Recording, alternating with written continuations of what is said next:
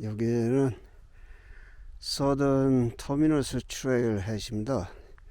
저편 그 언덕을 넘어서요 산으로 계속 올라가면 1마일 거리에 그 서던 터미너스 그 포인트가 있어요. 그래서 그것을 출발해서 이 길이 애팔라치안 트레일 3510km의 그 대장정의 트레일이 되겠습니다. 그리고 여기 스프링거 마운틴 그 트레일 해시예요.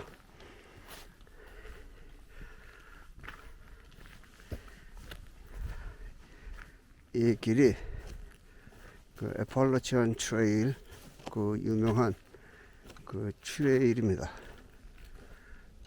그래서 이리로 계속 6-7개월을 걸어가면 애팔라치안 트레일의 끝 메인주 캐나다 국경까지 올라가게 되는 거예요.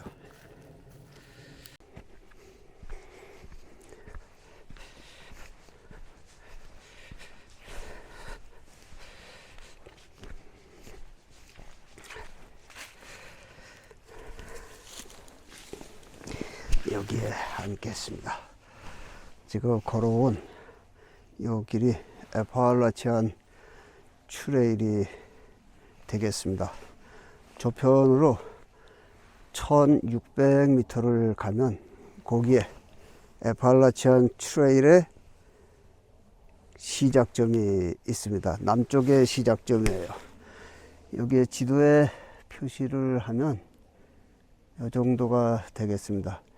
그리고 여기는 애틀랜타 시리 그 조지아가 되는 거예요. 한인들이 많이 살고 있는 사우스캐롤라이나, 노스캐롤라이나, 테네시, 켄타키, 버지니아, 웨스트 버지니아, 펜실베니아, 메릴랜드, 그리고 뉴욕, 커네디컷, 그 버먼트, 뉴햄프셔, 메인주까지 이르는 이 장대한 그 길입니다. 여기 전체 그 애팔라치안 트레일의 길이는 3510km예요. 미국에 있는 3대 그 트레일이 있습니다. 여기는 그 센트럴 디바이드 그 럭키 산맥을 따라서 이 몬타나까지 가는 그 트레일이 있어요. 이게 가장 길어요. 약 5000km가 되는 그 트레일입니다. 그래서 이렇게 계속 옐로스톤을 거쳐서 아이다호까지 올라가는 그 트레일이 있고, 그 서부에 그 샌디에이고 인근을 출발해서 그 올라가는 오레곤으로 해서 올라가는 이 트레일이 있습니다. 그래서 이것을 퍼시픽 트레일이라고 하는 거예요. 태평양이 있고 그 인근에 있어서, 그리고 럭키 산맥을 중심으로 해서 계속 따라 올라가는 센트럴 디바이드 그 트레일입니다. 그 디바이드는 이렇게 경계로 나누어지는데요. 이 동부와 서부의 그 경계는 여기가 되는 것입니다. 그 센트럴 디바이드는 예를 들면요, 하늘에서 비가 떨어져요. 그러면 이 사막의 평지의 산맥에 그곳에 물이 떨어지면 동쪽으로 흐르는 것은 절대 이 태평양으로 가지 못하고요, 이 동쪽의 대서양 쪽으로만 물이 흘러가게 되어 있습니다. 그리고 그 기점에서 서쪽으로 떨어지는 것은 태평양으로만 가는 거예요. 그래서 그것을 센트럴 그 디바이드로 이렇게 부릅니다. 그래서 이 대륙을 다니면 곳곳에 그 디바이드 그 표시가 있습니다. 그 중심으로 해서 물이 대서양과 태평양으로 흘러가는 그 물줄기가 된다고 하는 이제 그러한 뜻이 되는 거죠. 그리고 미시시피 강은 뉴올리언스는 여기고, 미시시피 강은 이렇게 따라서요. 여기가 미시시피 강의 근원지, 시카고, 그리고 뉴욕시티, 워싱턴, 그리고 그 보스턴이 있는 매사추세츠, 뭐 이러한 곳이 되겠습니다. 여기는 마이애미 비치, 조지아. 이렇게 되는데, 애팔라치안 트레일은 14개 줄을 거쳐서 계속 이렇게 올라가는 거예요. 그래서 여기까지가 3,510km가 되는데, 이 애팔라치안 트레일이 미 전국에 있는 트레일 중에서 가장 유명한 것은 미국 국가 유적지 트레일로 가장 먼저 지정이 되었습니다. 개발이 되었고요. 그래서 이것을 그 꿈의 트레일로 그렇게 불리우는 것입니다. 더 길기는 로키 산맥 트레일이 길고, 또 태평양 쪽에 있는 그 퍼시픽 트레일도 좋은 곳이지만, 그래도 미국의 모든 트레일러의 그 하이커의 그 꿈은, 소망은 여기 애팔라치안 트레일에 있습니다. 그리고 여기 그 인근의 체로키 마을에서 시작이 되는 그 블루리치 마운틴 그 스카이웨이가 있습니다. 그래서 그곳은 여기 버지니아 프론트 로열까지 약 700km에 이르는 이 산등성이를 따라서 그렇게 이어진 굉장히 유명한 그러한 길입니다. 여기에는 역사 이야기를 뭐 이렇게 자세하게 할 수 있는 그러한 입지적인 조건은 아니지만, 여기에서 제가 간략히 소개를 하고 넘어갈 것입니다. 전에 제가 소개를 해드렸었는데요.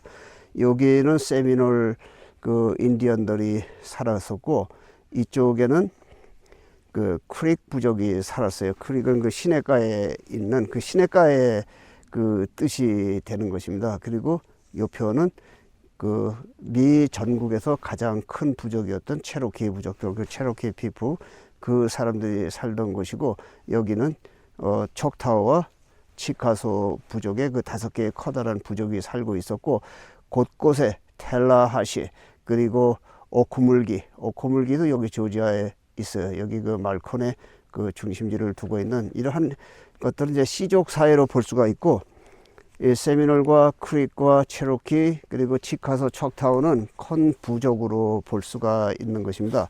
그래서 이곳에 살고 있던 그 수많은 인디언들은 1829년에서 1836년 요 7년 동안 그 앤드루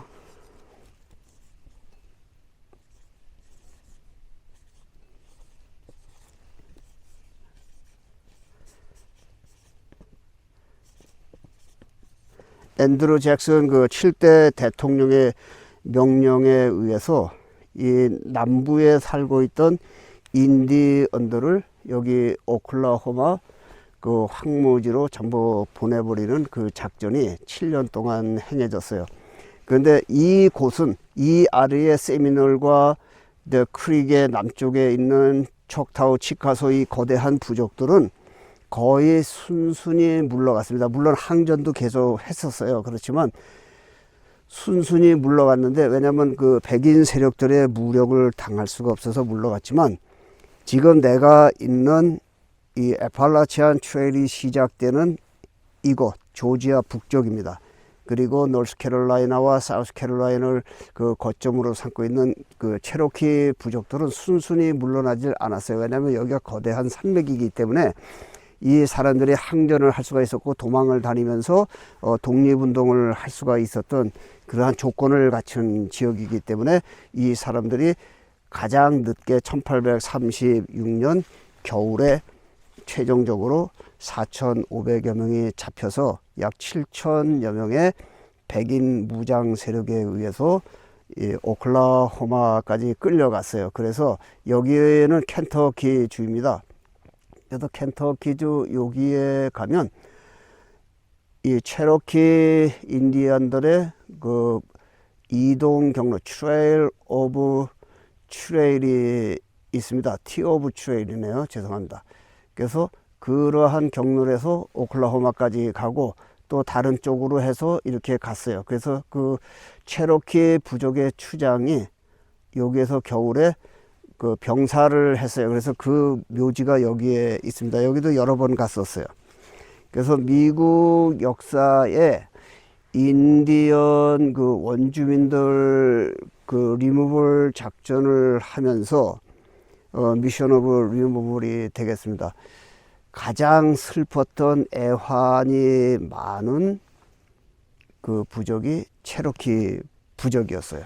그래서 이 당시에 제가 지난 편에서 아주 디테일하게 설명을 드리지는 않았지만 약 4,000명의 그 자원봉사자, 그 미국 사람들의 역사에는 그걸 발렌티어라고 하는데, 그 발렌티어라고 하는 것은 자원봉사를 하는 뜻이지만 이 사람들은 그 정치적인 이유로 해서 무장 세력을 동원했다고 하면 여론이 안 좋아지니까 이 사람들이 자발적으로 체로키 인디언들 체포 작전에 나섰다. 그래서 발렌티어라고 하는 이제 그러한 그 명칭을 붙인 것이지만 실질적으로 그 사람들을 앤드루 잭슨 그 정부에 고용이 된 일당을 받고 인디언들을 추방을 한 그 총잡이들이란 말이에요. 언제까지? 약 6년, 7년에 거쳐서 이곳의 모든 곳에 있던 인디언들을 찾아다니면서 밀림을 해치고 다니면서 그들을 체포해서 오클라호마 분지로 보내는 그러한 일을 했어요. 그리고 약 3,500명은 미국 육군 정규군들이 동원이 되었는데 그것도 역사에는 조금 숨기고 있는 그러한 편이라고 볼 수가 있습니다. 여기에 그 오코물기에 오클라호마에 그 오코물기는 여기에 살고 있던 그 원주민 부족 가운데 시족 사회 같은 규모가 좀 작은 그러한 부족입니다. 그래서 그 오코물기가 같이 이곳으로 이전을 했는데 체로키 부족이 옮겨간 것은 여기에 그 오코물기 그 타운이 있습니다. 거기에 굉장히 큰 그러한 그 유적지를 가지고 있어요. 기념지다 이제 그러한 말씀입니다. 그리고 치카소도 여기 오클라호마 있고 뭐든지 다 있어요. 코멘치, 치카소, 척타우 그리고 세미널 그 부족들이 살고 있는 이러한 곳이에요. 그리고 오클라호마 처음에 서쪽에 만대로 풀어놨다가 여기 석유가 굉장히 많이 나오니까 다시 그 사람들을 지금 인디언들이 살고 있는 그 거주지, 기름이 나지 않는 그곳으로 전부 옮겨간 그러한 역사가 있는 것입니다. 여기 아메리카 그 전체 그 인디언들의 역사는 약 12,000년 정도가 된 것으로 그렇게 평가가 되는데 그 사람들이 알래스카에 있는 베링해를 거쳐서 계속 캐나다를 거쳐서 남진을 하면서 태평양 쪽으로 해서 멕시코로 해서 칠레까지 간 그러한 그 부족도 있지만 그 사람들이 대서양 쪽으로 계속 이어져 내려오면서 이곳 광활한 그 밀림에서 거주하면서 산 부족들이 훨씬 더 많아요. 그래서 여기 뉴욕주에 그 모홍크, 모학 그리고 뭐 하여튼 수많은 부족들이 다 있습니다. 그 뭐 샤오니서부터 어마어마한 부족들이 수백 개의 부족들이 살고 있는데 2년 3개월 전에 여기 마이애미 그 비치 인근에 이 아래가 그 에버그레이드 악어가 약 150만 마리 살고 있는 자연 상태로 서식하고 있는 에버그레이드 국립공원이 여기에 있습니다. 그래서 여기에서 그 인디언 아주머니를 만났어요. 그 캠프의 주인이라서 이야기를 나누게 되었는데 이 분들이 이 시기에 북쪽의 버지니아 여기쯤에 살고 있었는데 백인 세력들이 계속 남진을 하면서 인디언들을 못 살게 굴어서 여기에 살고 있는 그 부족은 버지니아를 탈출을 한 거예요. 그래서 에팔라치안 트레일을 따라서 이 길을 따라서 간 거예요.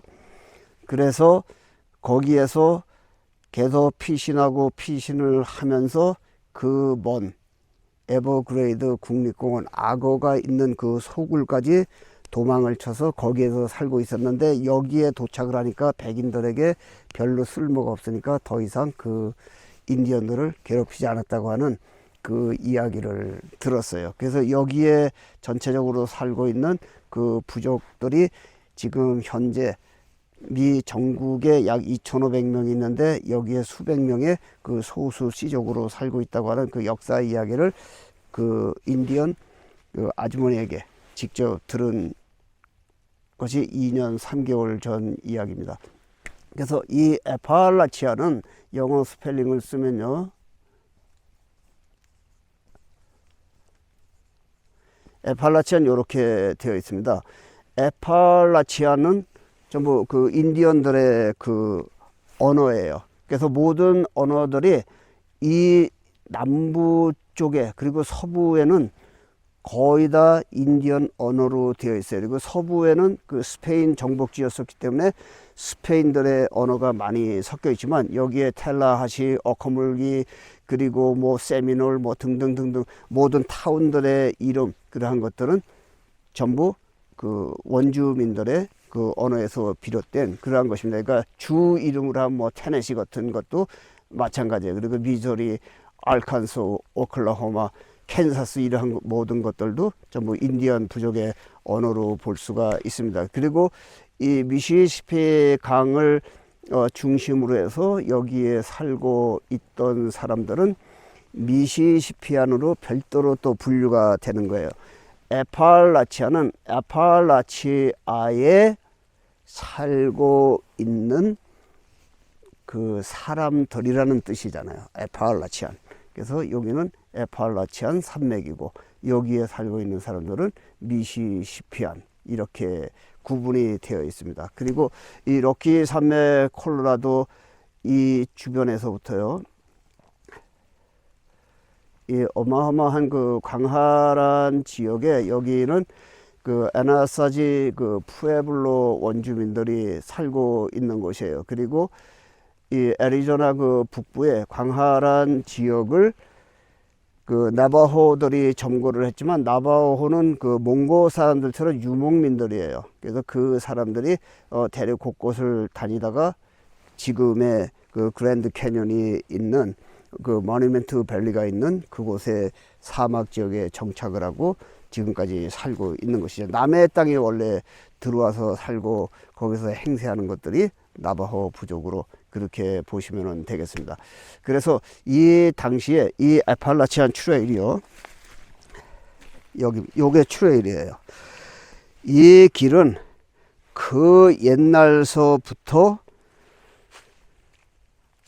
에팔라치안을 중심으로 살고 있는 그 원주민 부족들이 걸어 다니면서 또 뭐 등짐을 쥐고 다니면서 북쪽의 뉴욕과 메인주, 버지니아 이러한 곳, 그리고 남쪽으로는 플로리다까지 다니면서 교육을 하던 그 장소입니다. 그러니까 털가죽을 바꿨다든지 그러한 것인데, 한 가지 그 참고로 말씀을 드리면은 그 인디언들이 그 생유리 같은 그 화살촉을 돌로 만든 것이 있습니다. 그리고 돌창을 만드는 아주 날카로운, 톡톡 두드리면 유리처럼 되는 그 화살촉의 원료가 되는, 원자재가 되는 그 돌을 구하기 위해서 여기에서 이 유타 그리고 아리조나, 네바다까지도 그 다니면서 교육을 한 거예요. 그 당시에 아마 여기는 걸어 다니다가 중간에서 죽어서 사라진 그러한 사람들도 많겠지만,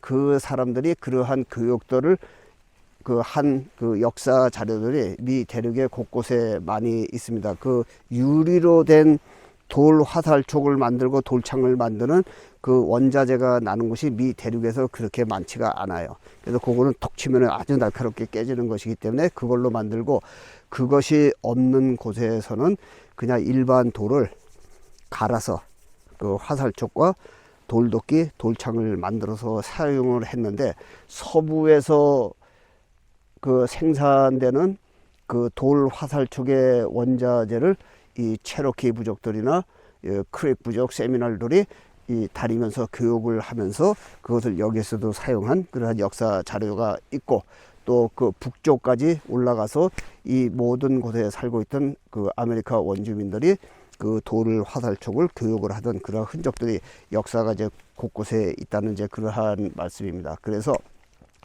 이 사람들이 1829년에 미 합중국 사람들이 요 정도까지는 점유를 하고 있었지만, 그래도 그 당시에는 워싱턴 DC를 인근으로 한 그 보스턴 일대까지 여기에서만 집중적으로 살았었는데, 유럽에 그 커다란 그 소비 시장이 있기 때문에 점차 많은 농작물을 심어서 목화와 그리고 담배 농사, 밀 농사 그러한 것을 지으면서 이 남부가 이제 개척이 되기 시작을 하니까 1829년서부터 36년까지 내가 가장 싫어하는 이 미국의 제7대 대통령 앤드루 잭슨의 그 행정명령에 의해서 이 남부로 백인들이 점차 진출을 하면서 흑인 노예들을 여기에 유입을 시켰다고 지난번 그 역사에서 제가 설명을 드렸었습니다. 그리고 이곳에 살고 있던 인디언들은 그 물리적인 힘이 약하니까 이 사람들을 체포해서 오클라호마로 쫓아는 버렸어도 그 아메리카 원주민들을 그 노예로 삼지 않았던 것은, 이 사람들은 자체적인 문명권에 속한 사람들이기 때문에 백인들이 이 사람들의 문화 침탈을 하지 못한 거예요. 그렇지만 흑인들은 아프리카에서 미국에 와서 살면서 글도 몰라 어떤 문화적 역사적인 그 배경이 없는 그러한 민족들이란 말이에요. 그래서 그 사람들만 노예로 사용을 했고 아메리카 인디언들은 노예가 되지 않았었습니다. 그래서 이 그 딕시랜드가 이 정도가 그 딕시랜드예요. 그 딕시들이 그 노예로 삼고 있던 그 흑인들이 도망을 치다가 인디언 부족들에게 들어가서 거기에서 살게 되고, 거기에서 그들과 그 혼인 관계를 이루어서 자손을 낳고 등등 하다가 오클라호마로 이 리무벌 작전이 시작이 됐을 때 전부 흑인들도 그 인디언들의 또 노예가 돼서 따라간 그러한 역사적인 배경들도 있습니다. 그래서 이곳에 살고 있는 수많은 그 인디언 부족들은 이러한 곳을 다니면서 그 옛날서부터도 자체적인 그 교역망을 가지고 있었다. 그리고 서부까지 진출을 해서 그 당시에 어떻게 서부를 다녔는지 그는 알 수가 없어요. 그래서 여기 콜로라도 남부에는 유투 부족이 살고 있습니다. 그래서 이 유투 부족의 그 지금 현재 지명은 유타주가 되는 것입니다. 그래서 유타주의 어원이 그 유투 부족의 그 이름을 따서 만든 것인데, 그 유투 부족은 콜로라도를 중심으로 해서 그렇게 살았고, 콜로라도 북부에는 여기에는 그 샤이안 부족, 그 위쪽에는 노스 샤이안, 그리고 이 사우스 다코타 쪽에는 그 로스버드, 스탠딩 락 뭐 등등 수많은 그 인디안 부족들이 살고 있었는데, 미국의 전체적으로 이러한 큰 부족 단위에 한국으로 말하면 한 도 단위 정도 되는 면적, 뭐 그보다 훨씬 큰 면적, 남한의 한 절반 정도 되는 그러한 큰 면적에 살고 있는 같은 혈통의 그 원주민들을 부족이라고 할 수 있는 거예요. 그리고 한국의 군 단위 정도 되는 작은, 또 거기에서 이제 큰 부족에서 파생되어 나온 작은 부족들을 시족이라고 그렇게 할 수 있는 것입니다. 그래서 그 커다란 부족들이 약 1000여 곳이 되어 현재 남아있는 이러한 큰 부족들은 약 300개 정도가 남아있는데, 미 대륙을 전체를 다 다니니까 캐나다에 있는 그러한 부족들까지 모든 부족을 제가 거의 다 다녔어요. 나보다 많이 다닌 인디언들은 없어요. 오래전에 뉴욕주 나이아가라 폭포 인근에 있는 그 코넬 대학교 교수, 그 아메리카 원주민 그분을 만난 적이 있어요. 그분이 하위 동굴 바로 앞에 자기 자신의 사제를 털어서 만든 굉장히 커다란 그 모학 인디언의 박물관이 있어요. 그곳에 박물관 관장도 되고 대학교 교수도 되는 분인데, 그 분과 제가 이야기를 나눴어요. 그분도 말씀하시는 게 너보다 더 많은 인디안 부족을 다닌 사람이 없고, 그 두 번째가 자기 자신이라고 이야기를 하는 거예요. 그분은 미국 전국에 있는 모든 인디언 부족들을 연구하기 위해서 곳곳을 다 다니는 거예요. 다 다니지만 나처럼 많이 다니지는 않았다고 이제 그 얘기를 하면서 그 따님과 셋이서 한참 오랫동안 이야기한 그러한 적이 있었습니다. 어쨌든 오늘의 이 역사는요, 여기 그 애팔라치안 트레일을 중심으로 해서 살아가던 그 메인주까지 이어지면서 살아가던 그 이곳의 아메리카 원주민들의 대략적인 개략적인 그러한 이야기, 그리고 이곳 트레일을 떠나서 북쪽으로 이 편으로 가면 북쪽이 되는 거예요. 여기는 1마일 가면 그 시작점이 되는 것입니다. 그래서 오늘은 그 메인주로 출발하는 그 등산객을 한 사람을 만났어요. 어제는 두 사람을 만났습니다. 그리고 그 사람들은 이제 커다란 배낭을 메고 3,510km를 걸어서 계속 꾸준히 한 6, 7개월을 걸어서 올라가고 있는 거예요. 그리고 이제 한 4월이 되면 여기를 출발을 해서요, 메인주를 출발해서 이제 남쪽으로 내려오는 사람들이 있습니다. 이르면 3월 달에도 출발할 수 있어요. 그래서 내려오면 여기에 10월 달, 11월 달에 도착을 하게 되는 거예요. 오늘 영상이 아니고 나의 그 원래 있는 유튜브 채널에 2년 3개월 전에 이 트레일 남쪽에 도달한 그 트레일러들을 만났었어요. 여기 메인주를 출발해서 4개월 반 만에 온 사람도 있고 6개월이 걸린 그 사람들의 영상을 기존 채널 그 댓글 쓰는 거기에 올려놓도록 할 테니까요, 그것을 참고하시기 바랍니다. 지금 산중에 또 비가 오고 있어요. 그래서 자동차로 갔다가 내일은 이곳을 떠나서 그 애틀랜타 시티에 가야 됩니다. 왜냐하면 그 나의 카드에 있는 모든 재산이 전부 해킹을 당해서 없어졌어요. 그래서 그 카드 회사에 손해배상 청구를 해놨기 때문에 그 서류가 이제 도착을 하면 거기에 이제 파일링을 해서 보내야 되는 그러한 일이 있어서 애틀랜타 시티까지 갔다가 그 이후 또 다른 곳으로 어디로 갈지 모릅니다. 서부로 갈지 뉴올리언스로 갈지 뭐 북부로 갈지 그것은 아직 모르지만 오늘은 비가 오는 관계로 해서 여기 애팔라치안 트레일, 이게 꿈의 트레일입니다. 미국에 있는 모든 트레일러들이 가장 가고 싶어 하는 그 트레일이 여기에, 그래서 커다란 백팩을 메고 이렇게 해서 6개월, 7개월을 걸어가는 그 길이 되겠습니다. 이곳에서 있었던